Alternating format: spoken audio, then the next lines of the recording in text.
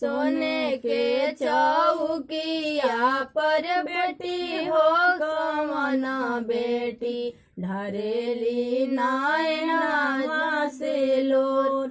सोने के चौकिया पर बेटी हो कवन बेटी ढरेली नैना से लोर। ढरेली नैना से लोर। घोड़ावा चढ़ल अइला दुल्हा कवन दुल्हा काहे सुहानवा ढारलोर। काहे सुहानवा ढारलोर। घोड़ावा चढ़ल अइला दुल्हा कवन दुल्हा काहे सुहानवा ढारलोर। काहे सुहानवा ढारलोर। पापा के जनम भैया हो कवन भैया से हो भैया छूटल जात। पापा के जनम भैया हो कवन भैया से हो भैया छूटल जात। एतना बचन जब सुनेला कवन भैया पाकिट में ले कढ़ेला रुमाल। पाकिट में ले कढ़ेला रुमाल। पोछेला नैना से लोर। पोछेला नैना से लोर। चुप हो ये बहिनी फिर से देखबो गाँव घर। फिर से देखबो गाँव घर। फिर से बोलबो बहिनी अपनी नगरिया। फिर से देखिया गाँव घर। फिर से देखिया गाँव घर।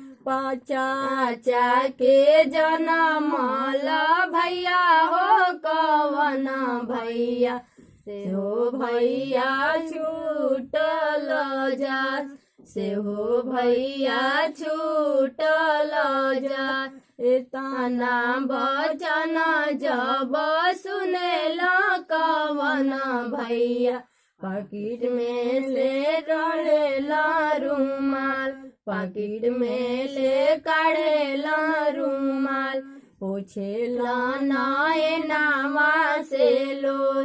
पोछेला नैना से लोर। चुप हो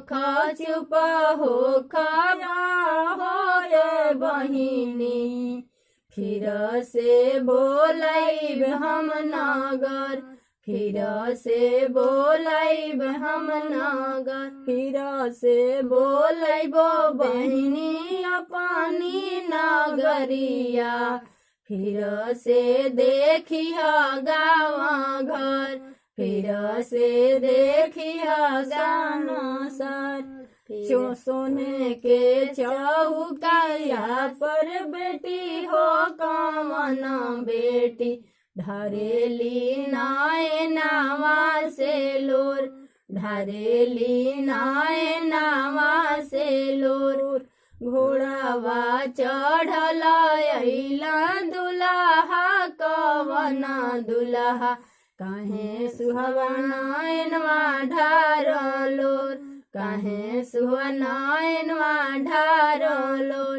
भैया के जनम बाबू हो कवन बाबू से हो बाबू छूटल जा।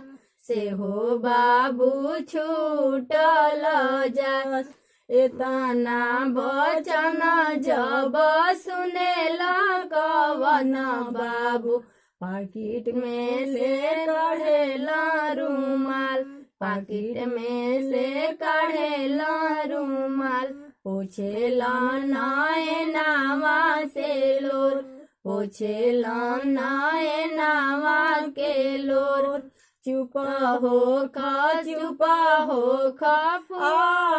ये बुआ फिर से बोलाइब हम नगर, फिर से बोलाइब हम नगर, फिर से बोलाइब हम नगर, फिर से देखिह गाँव घर, फिर से